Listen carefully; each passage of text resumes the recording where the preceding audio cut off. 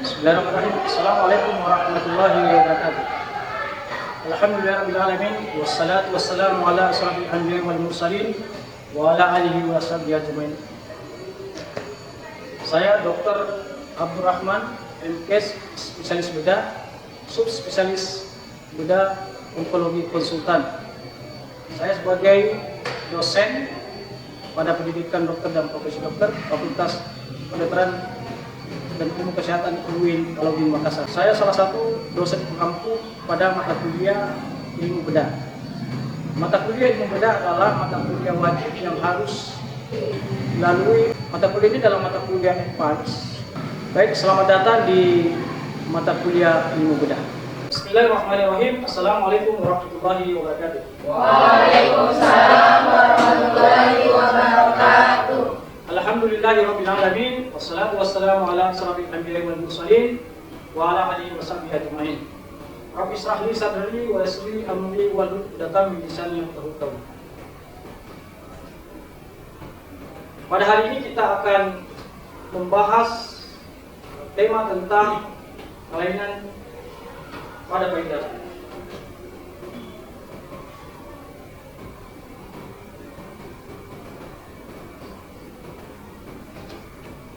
Adapun CPMK untuk subtema kelainan pada payudara adalah mampu menerapkan data klinis dan pemeriksaan penunjang dengan tepat dalam mendiagnosis penyakit bedah.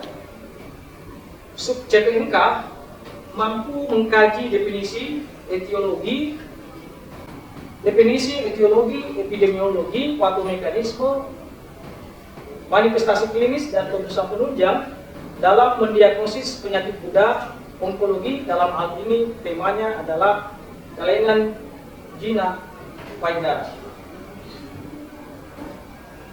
Adapun indikator pembelajaran pertama adalah mampu menjelaskan definisi kelainan payudara, mampu menganalisis etiologi kelainan payudara, mampu menganalisis epidemiologi kelainan payudara, mampu mengkaji anamnesis terkait dengan faktor risiko, tanda dan gejala kelainan payudara, mampu melakukan pemeriksaan fisis terkait gejala kelainan payudara, mampu menginterpretasi pemeriksaan penunjang terkait kelainan payudara, mampu mendiagnosis klinis kelainan payudara, mampu melakukan tata laksana farmakologi dan non farmakologi sesuai dengan level kompetensi. Baik, selamat datang pada modul pembelajaran tentang kelainan payudara. Anak-anak sekalian, kamu tentu pernah mendengar kelainan benjolan payudara, bukan? Bagaimana hal itu bisa terjadi? Nah, topik ini akan membahas tuntas pertanyaan tersebut, dan kita akan membahas topik tentang kelainan payudara. Untuk membahas tentang kelainan payudara, kita akan menerapkan metode pembelajaran dengan PBL, problem atau case based learning. Beberapa hari lalu kami sudah berikan modul pembelajarannya, kan? Dalam modul pembelajaran itu ada dua skenario kasus terkait kelainan pada payudara, dan sudah dibagi menjadi dua kelompok, kelompok 1 dan kelompok 2. Kelompok 1 mana? Kelompok 2? Hadir semua ya, sudah melakukan presensi di Lentera, kan? Sudah. Ini semua sudah mengisi evaluasi pretest, ya? Sudah. Baik. Alhamdulillah, kalau begitu kita akan melakukan PBL kali ini dengan memecahkan masalah melalui 7 langkah. 7 langkah, dan kita sekarang sampai pada untuk kelompok diskusi. Karena sebelumnya setelah diberikan modul pembelajaran, kalian sudah melakukan pembelajaran mandiri di rumah. Hari ini kita akan melakukan diskusi kelompok, dan saya harap sudah ditentukan ketua dan scriber atau sekretaris yang akan memandu jalannya PBL kita kali ini. Oke, baik. Untuk memandu acara kegiatan PBL kita kali ini, saya persilakan kepada ketua dan sekretaris untuk memimpin jalannya kegiatan PPL kita hari ini. Saya pada kesempatan ini hanya berfungsi sebagai tutor fasilitator untuk kegiatan PPL kita. Waktu dan tempat saya persilahkan kepada ketua dan sekaligus untuk memimpin jalannya PPL kita. Silakan. Baik, bismillahirrahmanirrahim. Assalamualaikum warahmatullahi wabarakatuh. Waalaikumsalam warahmatullahi wabarakatuh. Dan selamat siang teman-teman. Baiklah, pada siang hari ini kita akan melakukan pembelajaran dengan metode PBL atau Problem Based Learning. Nah, pada kali ini kita akan membahas tentang kelainan pada payudara. Nah, pada kelompok kita yang dipimpin oleh saya Muhammad Anzari sebagai ketua dan juga Anu Jatila sebagai scriber, kita mendapatkan skenario pertama yang berbunyi seorang perempuan berusia 34 tahun datang ke puskesmas dengan keluhan benjolan pada payudara kanan yang terasa nyeri pada saat menjelang menstruasi. Pemeriksaan tanda vital. Selanjutnya, untuk menjalankan diskusi kita pada siang hari ini, hal pertama yang akan kita lakukan adalah menentukan kata kunci untuk membantu kita dalam menjalankan diskusi ini sehingga nantinya dapat memberikan hasil diskusi yang maksimal. Saya kembalikan kepada teman-teman apakah ada yang menunjukkan kata kunci terkait skenario kita. Baik, saya persilakan kepada Mulia. Kita bisa tambahkan kata kunci pertama yaitu perempuan. Baik, selanjutnya saya persilakan kepada Yasmin. Terima kasih ketua, izin menambahkan terkait kata kunci yaitu benjolan pada payudara kanan. Baik, selanjutnya saya persilakan kepada Melvia. Izin menambahkan ketua kata kunci selanjutnya yaitu usia 34 tahun. Baik, selanjutnya saya persilakan kepada Adiba. Izinkan kami menambahkan kata kuncinya terasa nyeri pada saat menjelang menstruasi. Berdasarkan kata kunci tersebut, marilah kita beralih ke rangkaian pembelajaran selanjutnya yaitu menentukan pertanyaan untuk membahas kata kunci dan skenario yang kita dapatkan. Saya kembalikan kepada teman-teman untuk daftar pertanyaan apakah ada yang ingin mengajukan terkait dengan pertanyaan pertama. Baik, saya persilakan kepada Lucia. Mungkin pertanyaan pertama bisa diberikan yaitu definisi benjolan pada payudara. Baik, pertanyaan pertama dari Mufiha terkait dengan definisi benjolan pada payudara. Baik, saya kembalikan kepada teman-teman apakah ada yang ingin menambahkan terkait pertanyaan. Saya persilakan kepada Fadil. Terima kasih Pak, menambahkan terkait dengan yang kita tambahkan bagaimana etiologi dari skenario. Baik, pertanyaan selanjutnya yaitu bagaimana etiologi dari benjolan pada payudara. Baik, selanjutnya saya persilakan kepada Adiba. Baik, menambahkan pertanyaan ketua selanjutnya mungkin apakah mengalah keberadaan diagnosis terkait skenario. Baik, pertanyaan selanjutnya adalah bagaimana lengkap penegakan diagnosis terkait skenario. Saya menambahkan pertanyaan selanjutnya yaitu terkait bagaimana diagnosis banding terkait skenario. Saya rasa cukup diskusi kita terkait dengan daftar pertanyaan. Boleh dari SBI dari Yosmina. Saya kembalikan kepada teman-teman apakah ada yang menambahkan lagi terkait dengan definisi sebelum kita berlanjut pada pertanyaan anatomi, histologi, dan fisiologi. Baik, saya persilakan kepada teman-teman yang menambahkan. Silakan kepada dokter. Oke, baik. Hari ini kita sudah membicarakan, menjawab beberapa pertanyaan yang menjadi rumusan pertanyaan pada pertemuan PBL kita hari ini. Ada 11 pertanyaan dan semua sudah dijawab ya. Saya kira kegiatan PBL kita untuk sesi ini kita cukupkan karena kita sudah semua menjawab pertanyaan-pertanyaan yang kita sudah tetapkan. Selanjutnya kita akan ketemu kembali pada sesi pleno untuk presentasi hasil laporan terkait dengan skenario yang telah ditetapkan. Sekian, Assalamualaikum warahmatullahi wabarakatuh. Waalaikumsalam warahmatullahi wabarakatuh. Terima kasih dokter. Baik, bismillahirrahmanirrahim. Assalamualaikum warahmatullahi wabarakatuh. Waalaikumsalam warahmatullahi wabarakatuh. Jadi berdasarkan dengan skenario dan pembelajaran kita terkait dengan modul benjolan pada payudara, mungkin sebelum kita melakukan PBL bersama dokter, ada baiknya kita melakukan diskusi untuk memberikan. Nah, dari situ apakah ada teman-teman yang ingin menambahkan terkait dengan diagnosis? Saya persilakan kepada Fadil. Bahwa untuk gerakan diagnosis saya nyarankan dalam kita melakukan analisis. Setelah melakukan analisis, nah di analisis ini sendiri ada beberapa hal yang bisa diperhatikan. Yang pertama itu dari perubahan warna.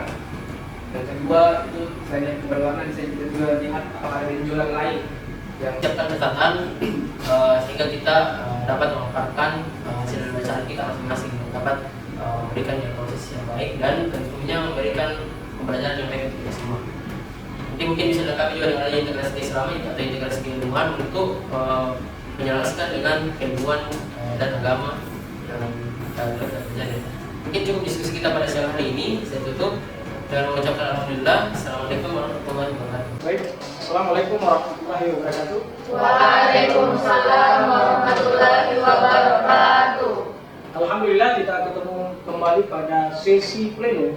Sesi plenum ini adalah untuk mempresentasikan hasil diskusi terkait skenario yang telah diberikan. Pada kesempatan ini saya persilahkan kepada kelompok 1 untuk mempresentasikan hasil diskusi terkait skenario pertama. Sebelumnya, mari kita berdoa sebelum memulai kegiatan kita pada hari ini. Doa dimulai. Selesai. Untuk efektifnya waktu, saya persilahkan kepada kelompok 1 untuk mempresentasikan hasil diskusi terkait skenario 1 dengan tema benjolan pada payudara. Waktu dan tempat saya persilakan. Baik, bismillahirrahmanirrahim. Assalamualaikum warahmatullahi wabarakatuh. Waalaikumsalam warahmatullahi wabarakatuh. Alhamdulillahirrahmanirrahim. Pada siang hari ini kita berkumpul lagi untuk melakukan presentasi terkait dengan laporan problem based learning pada modul 1 terkait benjolan pada payudara. Sebelum saya mulai presentasi, saya ucapkan terlebih dahulu terima kasih kepada dokter yang telah memberikan kita arahan, memberikan kita waktu untuk diskusi sehingga kita dapat menyelesaikan modul laporan problem based learning pada modul 1 benjolan pada payudara. Jadi berdasarkan hasil diskusi kita pada pembelajaran sebelumnya terkait dengan benjolan pada payudara, ada beberapa hal yang dapat kita presentasikan. Nah, berdasarkan dengan hasil skenario yang telah kita dapatkan, hasil diskusi kita menunjukkan penjelasan suatu penyakit yaitu kanker payudara. Kanker payudara merupakan tumor ganas yang tumbuh di dalam jaringan payudara, yang dimana termasuk pada kelenjar susu, ductus lactiferus, jaringan adiposa maupun jaringan ikat lainnya yang ada pada area payudara. Menurut WHO, kanker yang paling sering terjadi pada perempuan yang terdampak pada 2,1 juta perempuan setiap tahunnya yaitu adalah kanker payudara. Dan pada tahun 2018, kanker payudara merupakan satu kanker yang menyebabkan 15% kematian dari semua kanker yang terjadi pada perempuan. Nah, ada beberapa faktor risiko yang dapat memperberat terjadinya kejadian kanker pada perempuan. Yang pertama adalah pola hidup. Pola hidup seperti mengkonsumsi alkohol berlebihan, asupan lemak yang tidak terkontrol dan berlebihan. Kemudian ada pengaruh dari hormon estrogen. Paparan hormon estrogen yang berlebihan pada tubuh seorang wanita dapat memperberat terjadinya kasus kanker pada payudara. Selanjutnya adalah faktor reproduktif. Menarche dini atau menstruasi yang terjadi dini atau terlalu cepat dan terjadi menopause yang telat. Hal ini diasumsikan terjadi paparan estrogen yang berlebihan pada seorang wanita sehingga dapat memperberat faktor risiko terjadinya suatu kanker payudara. Selanjutnya adalah riwayat keluarga dan yang terakhir adalah usia. Suatu penelitian menunjukkan bahwa insidensi terjadinya kanker payudara pada wanita meningkat seiring dengan berjalannya atau bertambahnya usia. Nah, ini foto fisiologi terjadinya benjolan pada payudara atau kanker payudara. Kemudian ada beberapa manifestasi klinis yang dapat ditunjukkan seperti benjolan keras di payudara, kemudian perubahan puting seperti retraksi, terasa sakit dan mengeluarkan cairan, perubahan pada kulit payudara seperti berkerut, iritasi seperti kulit jeruk, dan selanjutnya adalah payudara terasa panas, merah dan bengkak. Dan selanjutnya adalah gatal di area sekitar puting dan benjolan keras terfiksasi. Nah, itulah hasil diskusi kita terkait dengan modul pertama yaitu benjolan pada payudara.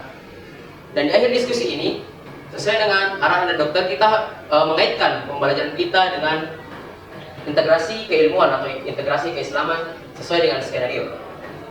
Integrasi keislaman pertama yang dapat kita kaitkan dalam skenario ini adalah dalam surah Asy-Syu'ara ayat 80.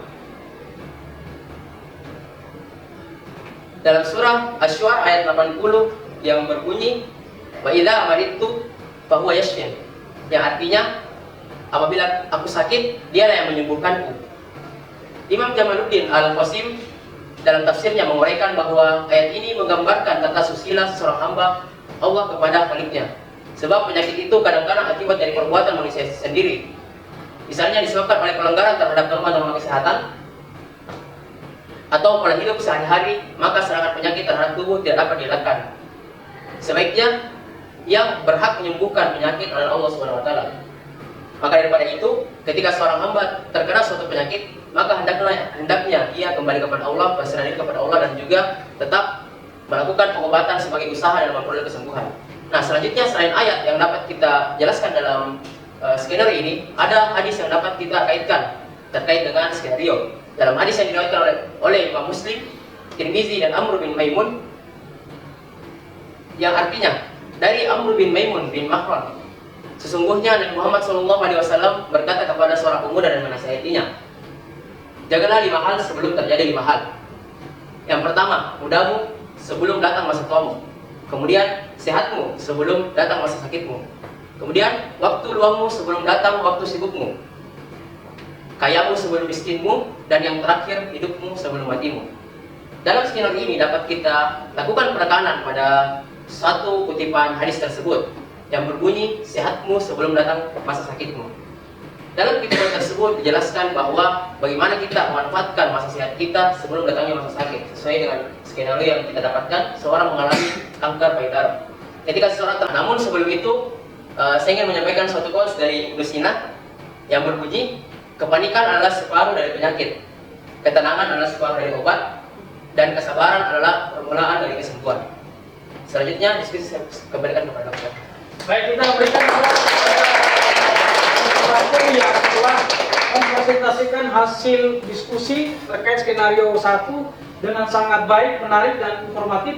Mudah-mudahan ini ada manfaat sebagai bekal ilmu kita. Dan yang paling penting adalah untuk promosi atau edukasi terhadap teman-teman kita, keluarga-keluarga terdekat kita, maupun masyarakat secara umum. Baik, selanjutnya adalah saya buka pada sesi diskusi tanya jawab.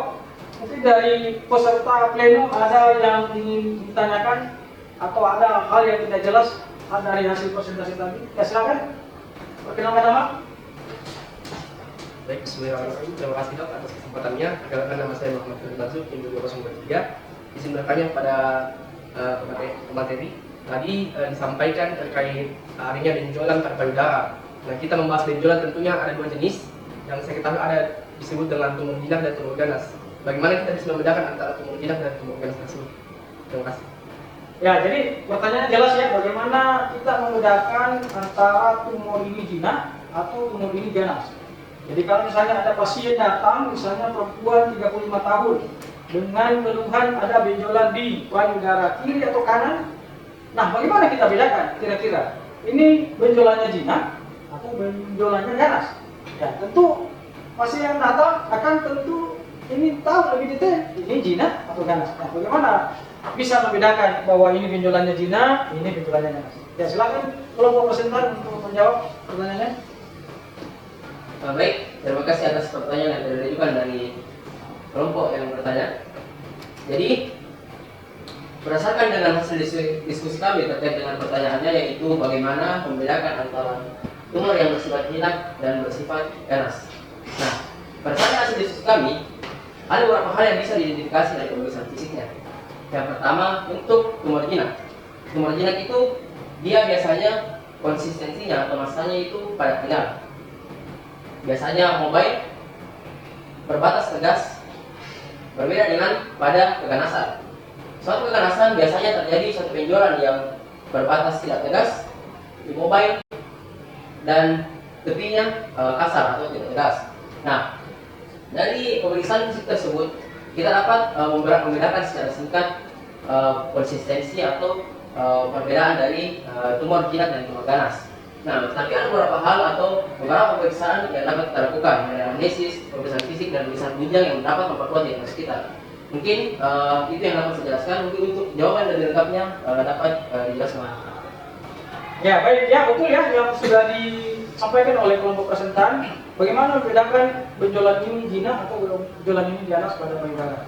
Nah, satu hal yang tadi sudah disampaikan bahwa bisa diketahui dari pemeriksaan fisik. Pemeriksaan fisik payudara harus diketahui adalah bagaimana perabaannya. Perabaan itu kan ada konsistensi padatkah, konsistensi kenyalkah, konsistensi pistikah, atau misalnya permukaannya rata atau tidak, ada berbenjol-benjol atau tidak, atau cuma licin tidak, atau misalnya benjolan itu terhadap jaringan sekitar, apakah dia melengket, terfiksir atau tidak, atau dia hanya bisa digerakkan, atau misalnya nyeri tekan. Nyeri tekan ini itu tidak spesifik untuk bisa membedakan apakah dia jinak atau ganas, karena pada benjolan yang jinak bisa ada dia pada pemeriksaan nyeri tekan timbul nyeri, bisa saja ya kalau misalnya benjolannya sudah mulai ada kerusakan.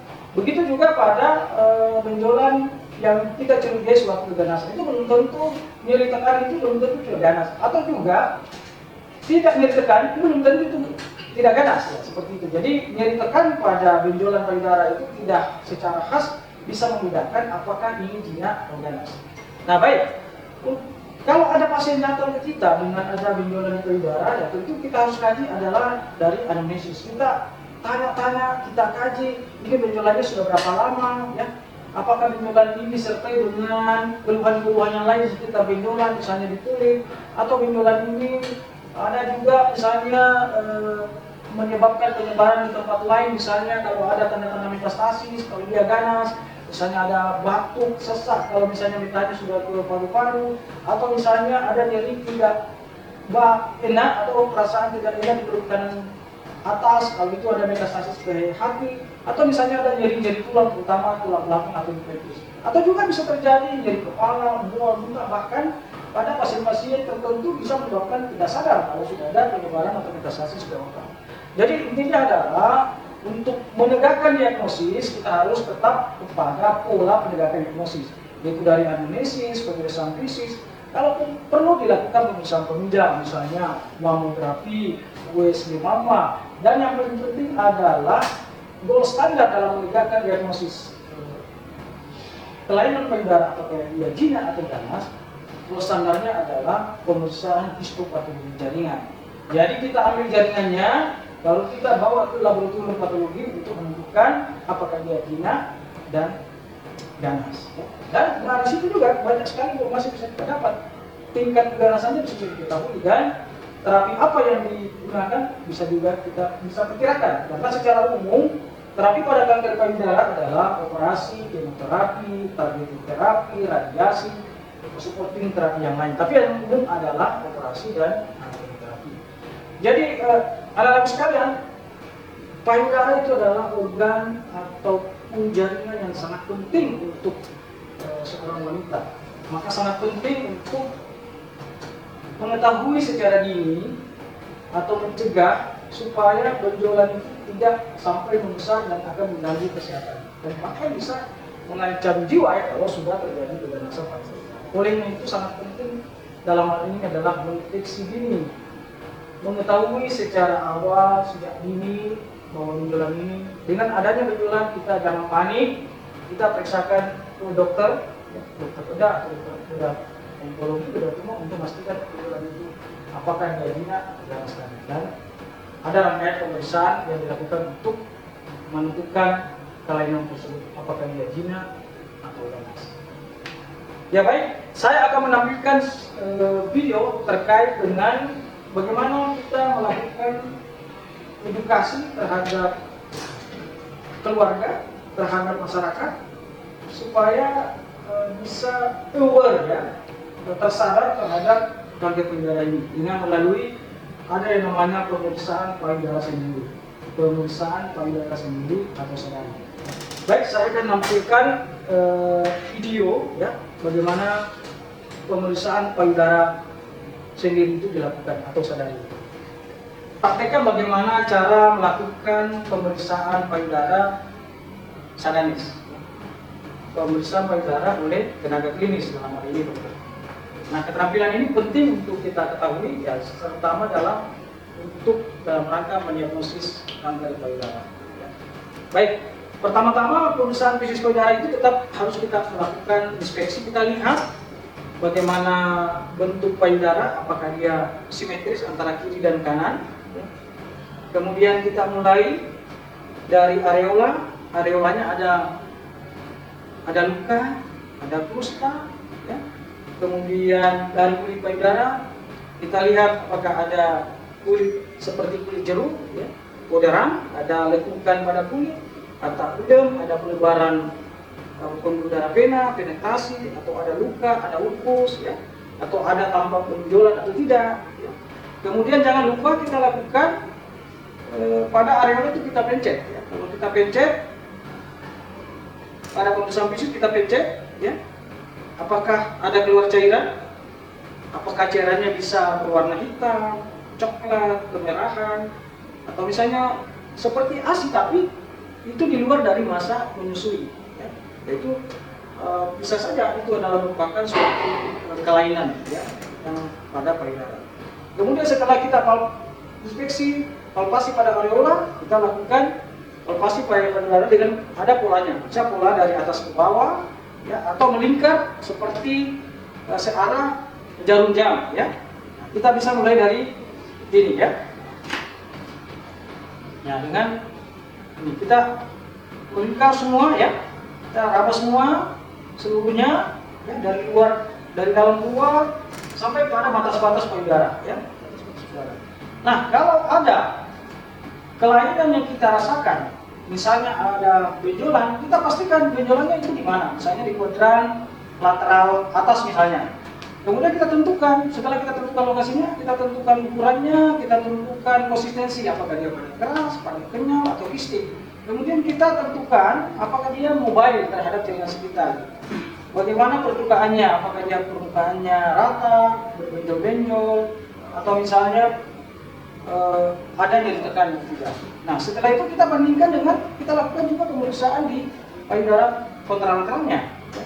Kemudian setelah itu, setelah kita periksa di areola, kita periksa di kulit payudara, jangan lupa kita harus tentukan dan periksa kelenjar KGB, kelenjar getah bening. Kelenjar getah bening kita periksa adalah di aksila, ya, kemudian di supra atau infraklavikular.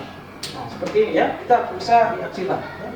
Seperti ini, ya, kita raba. Nah, kita raba apakah ada massa, ya, pembesaran kelenjar getah bening, ya. Kalau ada misalnya berapa jumlahnya, konsistensinya, mobile atau nyeri, tekan atau tidak. Demikian juga pada aksila, supraclavicular, ya. Kita periksa, kita raba, ya, kita pastikan bahwa tidak ada pembesaran kelenjar getah bening.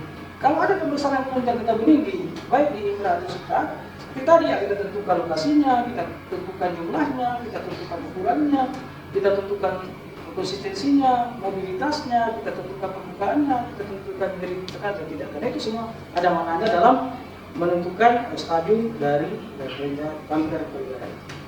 Baik, saya kira cukup semua sudah kita bicarakan tentang kelainan payudara baik itu jinak maupun ganas. Ada hal-hal yang mau ditanyakan? Ya, baik, saya kira kita sudah melakukan rangkaian pembelajaran untuk modul kita, yang modul 1 tentang kelainan payudara. Saya harap semua sudah apa yang menjadi CPNK, sub CPNK maupun indikator pembelajaran pada modul kali ini semua tercatat, insya Allah, ya. Ini, ya. Nah, untuk evaluasinya, untuk mengetahui tingkat pemahaman terhadap modul ini, kita akan melakukan post test. Ya, silahkan buka Lentera. Post testnya sudah tersedia di Lentera dengan waktu kurang lebih 10 menit saja. Silakan.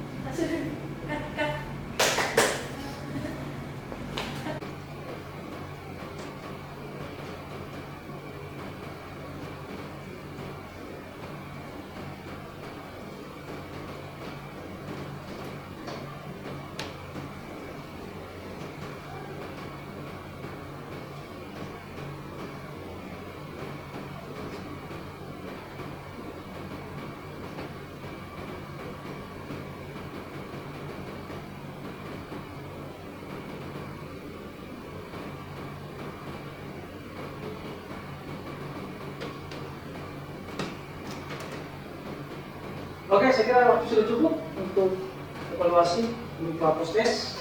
Nah, sampai pada rangkaian penutup untuk modul ini adalah bahwa sebagian keluar penjara tidak perlu diobati dan hanya memberikan observasi dan penelusuran yang Cina. Namun sebagian lainnya membutuhkan tata laksana baik obat-obatan untuk pembedahan. Nah, tahapan pengkajian penegakan ilmu sangat penting meliputi anamnesis, pemeriksaan fisik, dan pemeriksaan penunjang, terutama laboratorium, radiologi, dan gold standarnya adalah histopatologi. Sebagai oleh-oleh di rumah untuk